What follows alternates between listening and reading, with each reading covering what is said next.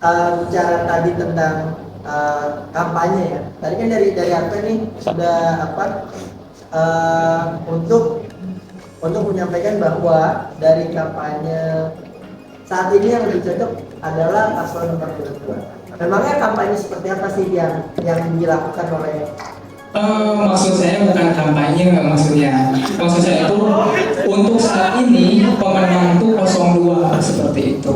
Jadi untuk kampanye, oke.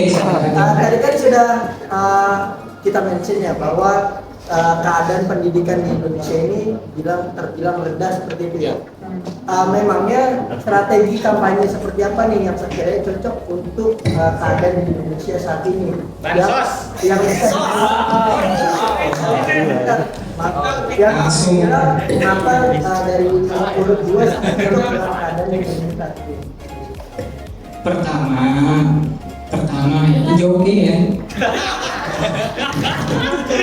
saya bukan menghalalkan joget buat joget, itu kan Prabowo sendiri yang joget kan. Pertama itu. Kedua, sifat santun, jangan saling menyerang, itu aja. Karena budaya kita itu jangan dulu nyerang. Oh ini pelanggar, nggak bisa seperti itu. Karena budaya kita harus ikutin. Di mana-mana kalau kita pengen menang game ya kita ikutin alurnya, kan seperti itu. Alur kekuatan politik. Kayak gimana nih kekuatan politiknya, kayak gimana nih seru? Enggak. Alur yang ada itu budaya di Indonesia seperti itu kan. Memangnya ada dari salah satu paslon yang tidak mendukung. Ya tadi di debat kan kita bisa lihat di debat 1 sampai 5 yang nyerang kan siapa? Ya berarti pemahaman, berarti lagi-lagi pemahaman. Itu enggak, maksudnya sorry. Bentar ya, nggak baik. Itu kan normatif ya, saling serang atau enggak. Itu kan normatif, lagi-lagi balik. Kita tuh penonton, nggak usah bukan baper. Ya udahlah, faktanya kita kan melihat, maksudnya saling serang, semuanya juga saling serang. Mau 1, 2, 3 saling serang semuanya. Makanya kita mah sebagai mahasiswa kita harus melihat secara utuh gitu. Kita nih sebagai masyarakat yang diberi kemampuan untuk menjadi mahasiswa harusnya lebih bisa mengantarkan pemikiran masyarakat kepada masyarakat yang lainnya kayak gitu. Karena gini, kita itu sebagai masyarakat mahasiswa khususnya harus menerima, maksudnya harus menjadi corong bagi masyarakat yang lainnya. Karena kita mahasiswa, kita mah nggak peduli lagi mau siapa yang menang, siapa yang ini, itu ya ujung-ujungnya juga bakal digoreng-goreng lagi gitu kan. Cuman gini loh, sekarang kan kita yang terlihat sekarang itu masyarakat menjadi corong pemerintah, bukan pemerintah menjadi corong bagi masyarakat. Ini sekarang masyarakat yang ramai buat kampanye, itu masyarakat yang ininya, tapi pemerintahnya menikmati aja gitu kan, yang harusnya kebaliknya gitu kan. Pemerintah yang harus memberikan corong buat kita gitu, karena mereka yang mengemis suara. Jadi kalau masalah urusan saling serang semua juga saling serang, yakin? Enggak. Oke, terima kasih. Semua saling serang benar tidak benar. Tapi kan pandangan kita, betul itu normatif, tapi kan pandangan kita beda sama pandangan orang awam. Kita itu mahasiswa, orang di kampung coba lihat misalnya, oh ini yang paling banyak menyerang siapa ya? Kan itu yang dilihatnya. Ya, berarti tugasnya mahasiswa adalah membenarkan seperti itu. Tanggung jawab kita sama untuk menjaga kesatuan. Kita yang harus mendidik masyarakat Indonesia untuk lebih pintar. Itu poinnya di sana. Jadi kalau mau lihat ini serang, ini enggak, semuanya juga saling serang, emang benar. Tapi yang dilihat oleh orang-orang di luar sana gitu kan, orang-orang pendidikan rendah ke bawah, itu kan dilihat dari benar-benar kesantunan dia gitu. Dia benar-benar yang di desa gitu, lihat kalau orang diperlakukan seperti itu misalnya, ya gimana responnya kan seperti itu. Kalau dibilang semuanya saling serang, yang paling banyak saling diserang siapa? Kan gitu. Kalau untuk pandangan orang sana, kalau pandangan kita pasti jelas, kita melihat secara keseluruhan seperti itu. Itu yang saya garis bawahi. Terima kasih.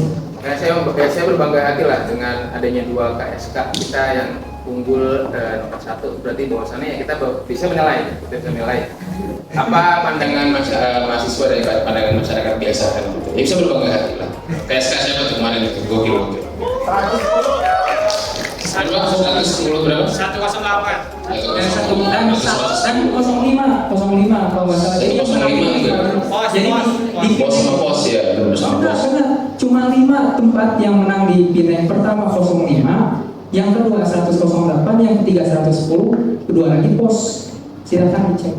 Seperti itu. Berarti ya bisa berbangga hati lah gitu. Bahwasannya salah dua KSK yang bertempat di 2 kampus besar di Kedah kan itu memiliki nilai tertinggi lah untuk 01 gitu.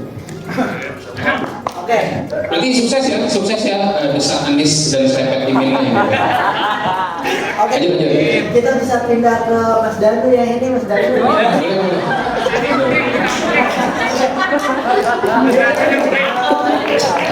Mas Danu pandangan tentang strategi kampanye yang dari ketiga calon paslon yang diterapkan.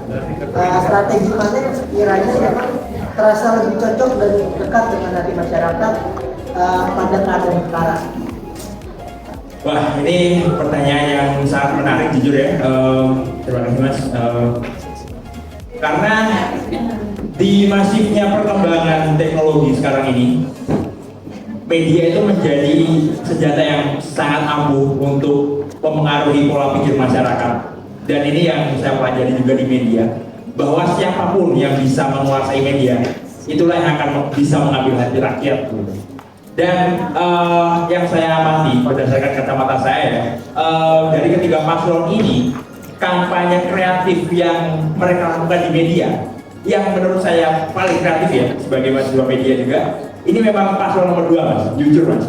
Jadi paslon nomor 3 ini 16 ini memang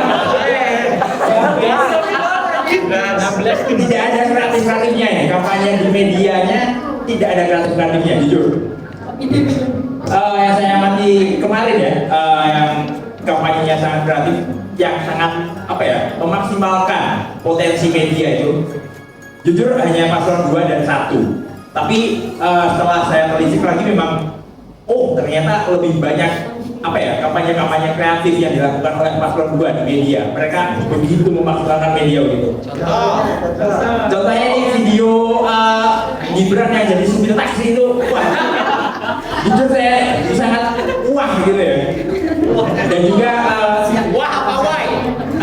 iklan-iklan mereka begitu merepresentasikan visi misi mereka begitu. Contohnya saat Gibran jadi supir taksi itu mereka ingin mempromosikan visi misi mereka yang kartu tetap lanjut ya. Wah, itu bukan hard selling gitu. Jadi itu yang dibutuhkan masyarakat, mereka perlu yang soft gitu. Jadi bukan ayo kita pilih nomor 2 karena nomor 2 akan melanjutkan kartu Indonesia Pintar. Bukan yang seperti itu yang diinginkan masyarakat. Melainkan seperti iklan Gibran yang jadi supir taksi itu, kita lanjut ya. Nah, itu sangat soft selling dan terbukti ya, sangat efektif. Lalu yang masih saya ingat adalah makan siang Gibran mengantar makan siang ke salah satu rumah dari ibu-ibu yang sudah berkumpul, ibu hamil ya. Dan ini sangat merepresentasikan visi misi mereka. Jujur itu juga soft selling juga ya. Makan siangnya itu bagus sekali kan. Ayo kita pilih nomor 2 karena ada makan siang gratis. Itu tidak efektif. Emang gitu Mas. Salah satu acaranya Prof apa namanya? Tabrak Prof. Itu memang saya setuju sih, Tabrak Prof, Desak Anies tuh ya udah ketinggalan zaman. Soalnya udah dilakuin dulu kan paslon 2. Desak Paman, tabrak konstitusi.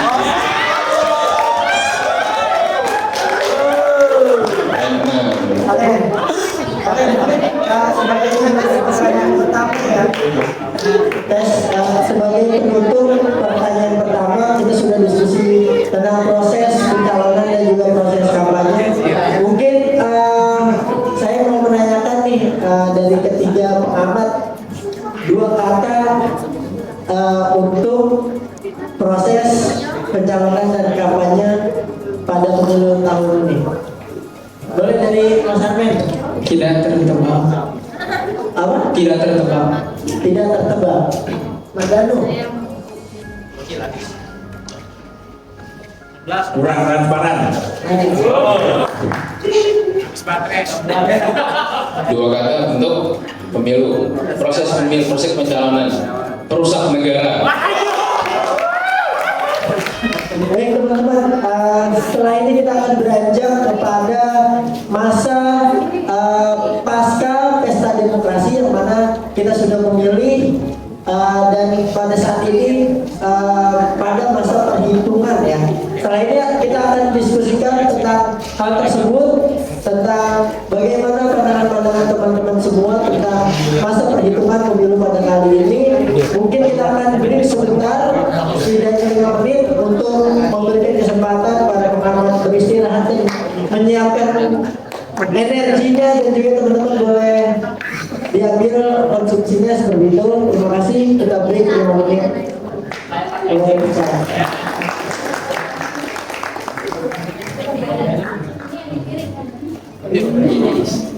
Mulai diskusinya lagi ya. Oke, terima kasih pada teman-teman yang masih berada di arena diskusi pada malam hari ini. Selanjutnya kita masih ada beberapa pertanyaan lagi nih untuk teman-teman. Selama pada masa diskusi, jika ada pertanyaan ataupun tanggapan dipersilakan ya, supaya diskusi kita juga lebih tektok nih, biar gak cuma ganti-ganti aja gitu ya. Dipersilakan kepada teman-teman. Mohon untuk tetap tertib dan jangan ada sara dan juga serangan personal ya. Terima kasih. Baik, kita mulai ke pertanyaan selanjutnya. Setelah kita berdiskusi tentang proses pencalonan, proses kampanye, dan juga proses pemilihan, kita memasuki pada tahap proses perhitungan suara. Nah, seperti yang kita lihat saat ini, proses perhitungan suara sudah rampung di hampir beberapa wilayah Indonesia hingga saat ini. Mungkin pertanyaannya, melihat peta pergerakan dan presentasi jumlah suara, apakah hal tersebut sudah pas di hati? Mungkin dari setiap para pengamat dipersilakan untuk menyampaikan aspirasinya.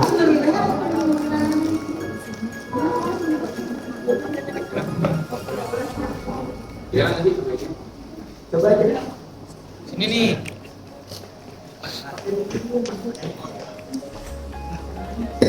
Sudah tes, oke.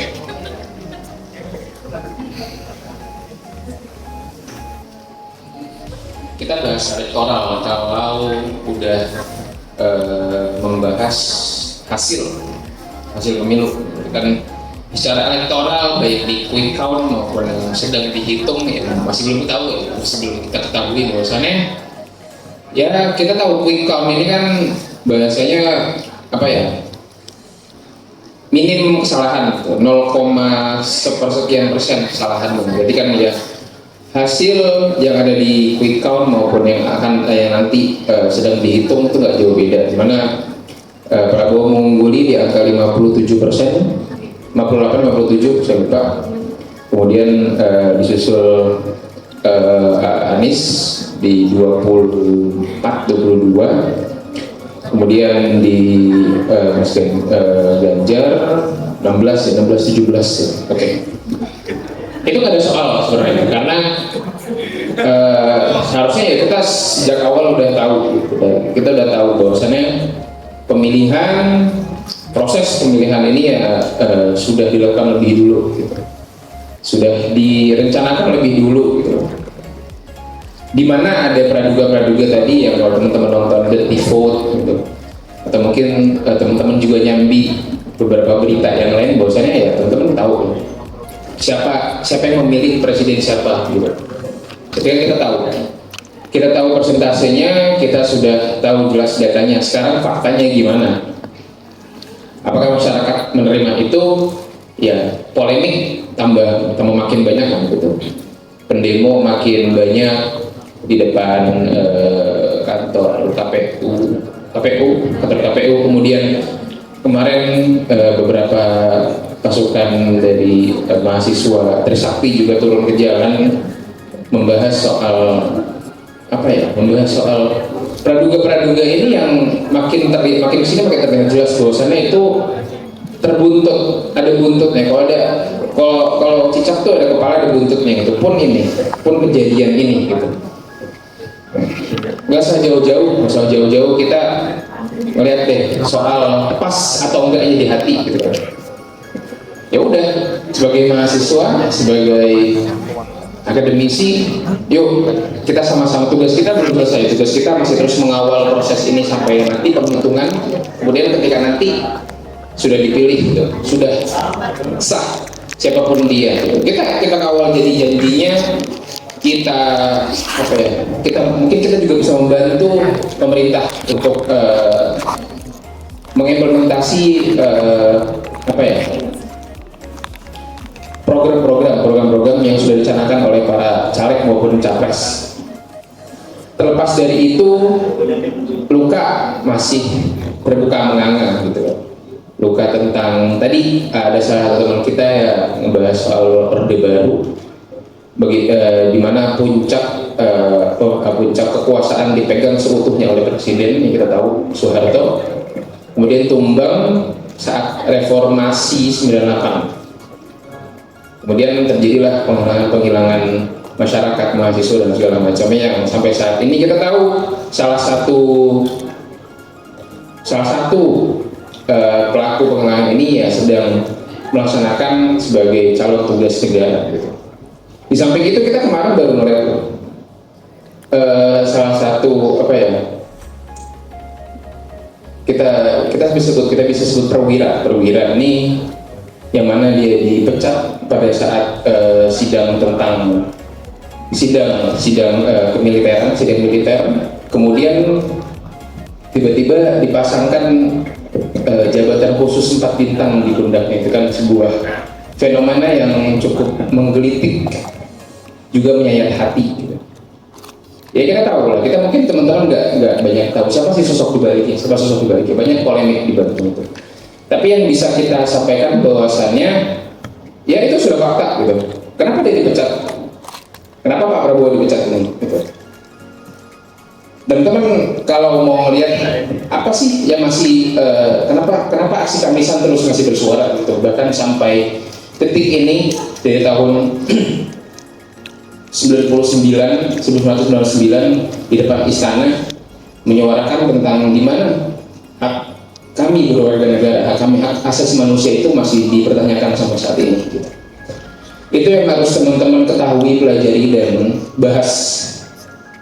Kalau mungkin teman-teman juga bersinggungan lah, punya pandangan tersendiri soal demonstrasi, soal mahasiswa turun ke jalan, tapi masih ada loh demonstrasi ataupun aksi-aksi yang di situ terkandung kedamaian dalam proses penyuaraan ya, aksi Kamisan itu. Teman-teman bisa membaca banyak artikel yang membahas, bahkan di media pun sering menyuarakan bahwasannya aksi Kamisan masih terus berjalan hingga saat ini, setiap Kamis, setiap bulan, sepanjang tahun. Sampai kapan? Ya sampai sosok itu muncul di permukaan dan menjadi tersangka atas penghilangan para mahasiswa dan juga aktivis-aktivis yang sampai saat ini kita nggak tahu di mana letak, bahkan di mana makam dan kuburannya itu. Mahasiswa harus tahu sejarah negara ini.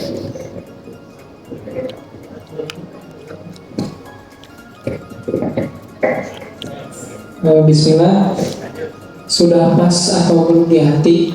Bismillah, insya Allah pas. Menurut saya pas. Menilai dari jumlah suara, hasil survei sebelumnya, elektabilitas yang sudah kita ketahui juga, real count sekarang betul tadi di angka 58, tepatnya 58,83% per jam tadi siang. nggak tahu jam berapa. 0124 0316 betul. Terus kenapa saya bisa bilang benar-benar ini pas? Pertama itu hasil KPU, kedua hasil survei membuktikan 82% masyarakat sudah cukup puas terhadap pemilu 2024. Silahkan dicek seperti itu. Yang ketiga, saya menarik nih, saya kan lihat dua website ya, yang satu KPU-nya, satu Kawal Pemilu kan. Apa teman-teman ada yang lihat juga Kawal Pemilu? Nah, itu kan dicanangkan untuk mengawal pemilu, takutnya ada kecurangan atau lain sebagainya, kita bisa upload di sana secara realnya gitu. Itu di luar KPU. Dan ternyata saya juga kaget gitu. Toh nomor 2 juga kok yang menang gitu.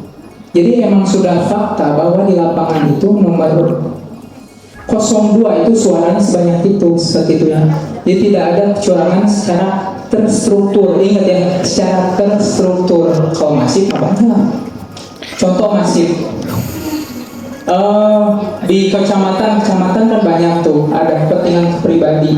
Coblos 01, coblos 02, 03 itu masif namanya. Tapi untuk membuktikan keseluruhan secara terstruktur itu susah, bahkan mustahil. Jadi syaratnya satu, jikalau kecurangan itu tidak dilakukan, maka suaranya akan berbalik. Itu aja. Contoh, sekarang 58% untuk 02. Ini menurut sebagian orang pelanggaran TSM, terstruktur dan masif. Nah, kalau orang bilang seperti itu, saya akan jawab dengan secara ilmiah. Kita hitung-hitungan. Berarti dia harus memunculkan kecurigaan, munculkan fakta, video di tempat atau C1, atau D hasil dan lain sebagainya sebanyak 300.000 lebih TPS. Bayangin sesusah apa itu. Kan gak mungkin. Terlebih suaranya harus benar-benar kosong untuk 01 dan 03 di 320.000, 350.000 lebih TPS. Itu yang namanya terstruktur. Karena jikalau itu tidak dilakukan, maka akan memutarbalikkan hasil hasil pemilu tersebut. Yang tadinya 58 nih, nggak bisa 58, harusnya yang 58 01 kan, seperti itu terstruktur itu maksudnya.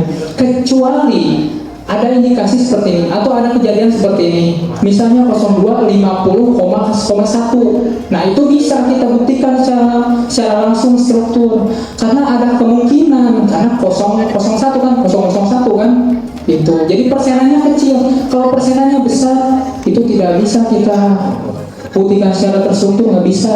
Itu konstitusi yang bilang, bukan saya ya. Itu konstitusi yang bilang seperti itu. Jadi kalau dibilang ini tuh TSM pemilu sekarang tuh, enggak, kata saya masih doang. Karena untuk membuktikan terstruktur harus seperti itu. Sekian. Jadi cukup memuaskan saya. Oke, kalau dari saya pribadi ya, ini pas atau belum? Jadi pas ini subjektif. Menurut sebagian orang yang merasa belum pas, ya artinya mereka yang harus beradaptasi, mempaskan diri mereka terhadap semua yang sudah terjadi ini. Karena itu mau tidak mau ya, istilahnya pas atau tidak pas ya harus dipaskan gitu. Jadi apa ya? Ini pemilu pertama saya, calon yang saya coblos juga, ya seperti itu. Jadi kalau mau dikata tidak pas juga tidak benar juga. Apakah dengan calon yang saya dukung suaranya hanya segitu saya tidak melanjutkan kehidupan? Kan tidak. Artinya kita yang harus beradaptasi, mengepaskan diri terhadap apapun yang sudah terjadi ini. Lalu ini mungkin ada pertanyaan Mas Afren nih, terkait kecurangan tadi ini ya. Ini saya melihat dari sudut pandang warga sipil nih, karena saya kemarin di pemilu ini tidak terlibat sebagai KPPSLN maupun Panwaslu ya. Jadi saya mendengar dan melihat secara langsung buktinya yang saya dapat dari teman-teman saya yang bertugas sebagai KPPSLN dan Panwaslu. Jadi di apa itu sistemnya namanya? Sirekap itu kenapa untuk mengupload foto dari apa kertas itu? Iya, kenapa itu ngeblur padahal menggunakan HP secanggih HP sekarang gitu, kenapa masih ngeblur ya? Ini berdasarkan ketidaktahuan saya ya sebagai apakah itu ini ya ada mungkin sebagai mahasiswa media yang masih banyak tidak tahunya, apakah itu ada pre-applied filter gitu agar terlihat ngeblur gitu. Jadi suara yang apa ya yang akan diakumulasi itu ya udah yang atur aja gitu. Apakah gimana ya? Kemarin cukup menggelitik saya jujur. Kok bisa menggunakan HP yang canggih itu tapi tetap terlihat ngeblur dan tidak jelas gitu. Jadi mungkin itu aja sih pertanyaannya, karena saya kemarin tidak terlibat di KPPSLN maupun Panwaslu, jadi mungkin ada jawaban.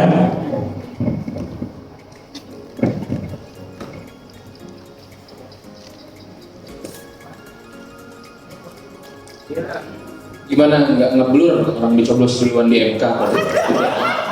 Udah jelas gitu.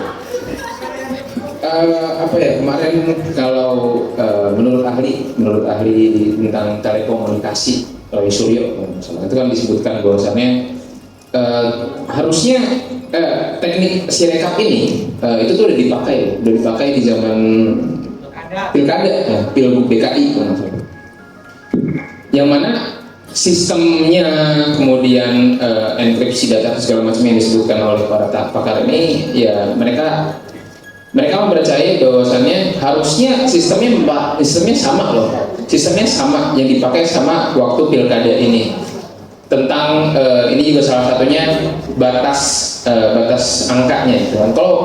Kalau dibahas setiap TPS itu nggak bisa lebih dari 300. Ya kenapa pada saat itu waktu pilkada bisa diterapkan, kenapa nggak diterapkan sekarang ini? Kenapa nggak diterapkan di pemilu yang besar ini gitu? Kenapa nggak diterapkan tentang batas angkanya gitu? Kenapa nggak digunakan lagi? Itu berarti kan pertanyaannya ya tadi kalau tentang terstruktur sistematis dan masif itu semua terstruktur semua. Teman-teman udah nonton Dirty Vote, buktinya ada dan saya sangat bersyukur. Tidak ada satupun bahkan individu yang membantah isi dari data tersebut. Coba bantah gitu. Ada nggak? Bahkan pakar hukum sekalipun yang entah itu di 02 ataupun simpatisan atau loyalis atau yang tidak mempercayai tidak pernah. Hanya menyinggung secara subjektif gitu. Siapa dibalik siapa? Berarti kan itu kan lucu gitu loh. Jangan karena memang berarti kan lagi-lagi oke, praduga. Ada praduga di balik praduga. 3 pakar ini Mas Aceh, kemudian siapa Zainal Arifin, terus Mbak Fitri, kemudian itu kan udah ya itu mereka malah mereka yang diserang secara pribadi gitu kan. Bukan fakta dan datanya yang berarti ya udah jelas dong tentang pengubahan PJ secara masif dan terstruktur itu, kemudian lalu ya penunjukan Kapolda, kemudian dari KPU pun memberikan keputusan yang cukup sontoloyo lah kita bisa bilang gitu tentang apa ya persentase keikutsertaan perempuan dalam pileg gitu. Kita nggak usah ngebahas, kita juga ngebahas dong pileknya dan pilpres mulu gitu. Itu MA Mahkamah Agung yang menginstruksikan itu pada KPU, tapi KPU tidak menggubris itu kan berarti kan semuanya udah itu strukturnya udah jelas, sistemnya ada, masifnya itu masif gitu, data faktanya udah jelas gitu. Kalau misalkan Anda bicara ini nggak terstruktur masif aja, ya udah bantah aja itu data yang ada di dalam Dirty Vote gitu. Coba jangan malah ngebahas yang lain, ngebahas Zainal Arifin ini loyalis 01 lah, kemudian yaitu anggota Partai Nasdem, yaitu loyalis 03, bahas dong intinya itu, bahas objektifnya kan pakar katanya gitu. Ya lagi-lagi ya teman-teman mungkin punya pandangan, ya benar tadi normatif, pandangan objektif dan subjektifnya tentang tentang semua ini. Tapi kan itu udah dirangkum yang dibilang tadi propaganda vote. Ya, memang propaganda itu. Gitu. Ya udah, bayangin aja kita main catur lah, gitu. Ente udah casting dari awal, udah makan anak buah dari awal, ya giliran kita share dan sama, ya udah dong gitu. Fair kan gitu. Mana kalau misalkan Anda bilang ini pemilu yang fair, ya udah ini fair loh gitu. Dari awal udah terstruktur, udah jelas gitu. Ya udah sekarang bantah aja gitu. Ada yang membantah kan nggak ada gitu.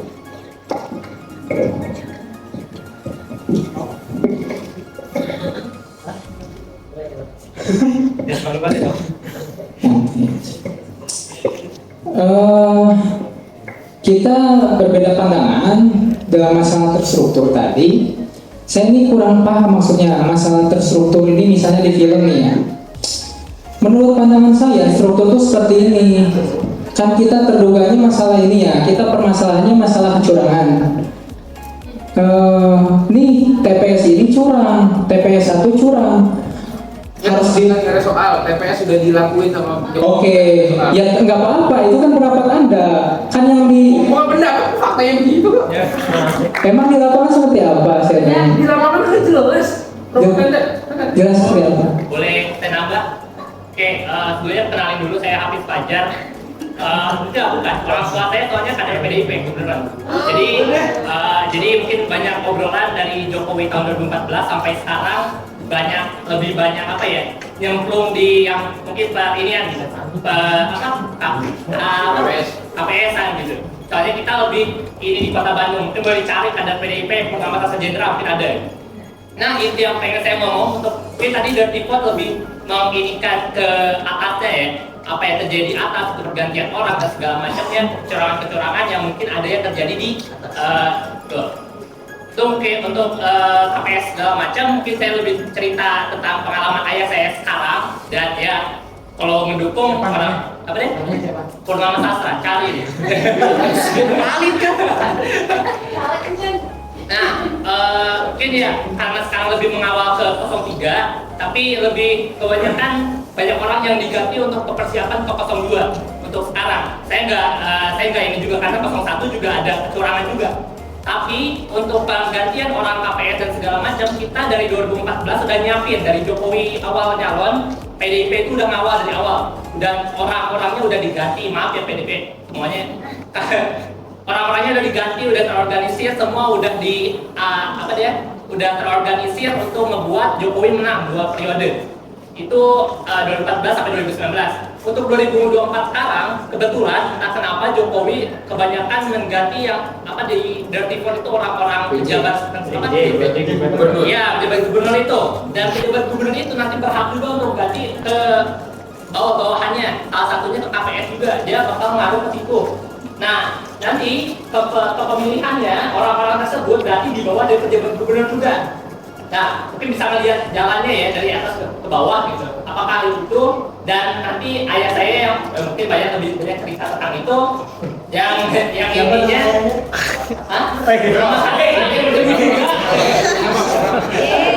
Oke, mau main terus malam ini. Nah, intinya orang-orang tersebut juga bakal yang bertanggung jawab atas pergantiannya KPS dan melakukan banyak kecurangan di KPS. Intinya seperti itu. Ya, Enggak kecurangan di atas gitu, secara langsung katanya udah diobrak-abrik di atas. nah, ya mungkin kalau kecurangan di atas bisa diwakili sama Dirty Vote tadi gitu. Nah, jadi kalau ke bawahnya tadi ada kenapa? Gimana kecurangan di KPS? Ya seperti itu tadi, pergantian pejabat gubernur, akhirnya ke KPS yang ngaruh, ke orang-orangnya diganti, dan orang-orang yang terpercaya yang mungkin bagus di PDIP atau di yang lain, di partai lainnya, itu dihapusin. Itu ya, kira-kira. Terima kasih.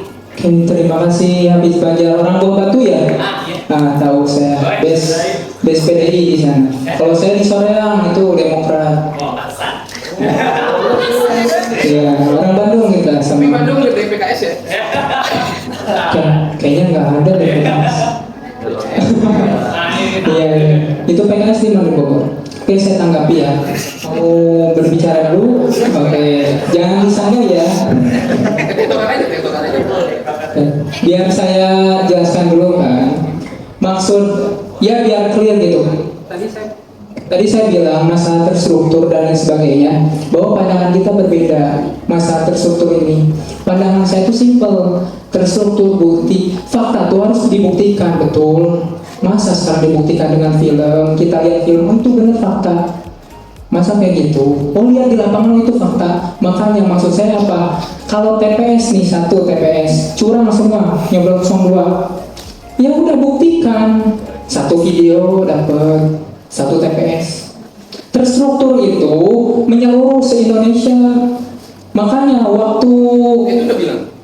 apa? Itu udah bilang kan. Struktur itu menyeluruh se-Indonesia kan? Saya bilang kayak gini, TPS cuma satu. Se-Indonesia ada berapa TPS? Saya tanya.